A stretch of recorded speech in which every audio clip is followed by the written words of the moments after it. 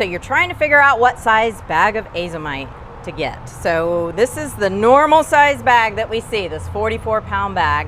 We have Mike with Azomite over here, and we're gonna get this big bag for your big jobs down here. And Mike, what do you have for everybody? So we have this Azomite in a 10-pound bag.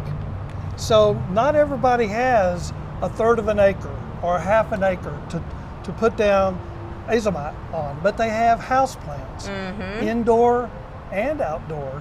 They have potted plants, gardens. Small patio gardens. Absolutely. And so this is here primarily for those people who, if they bought a 44-pound bag, would be using that bag for 2 or 3 years. Yes. And that's how long it's got a shelf life of 5 years.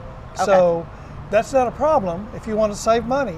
But if you want to try it out, this is what I recommend, a 10-pounder, because this will work with your fertilization program, then put the whole 10 pounds out, and it's about the same application. So that way you can see and then make a decision on whether to go to the 44-pound bag. Well, there you go. So something for everybody and every project.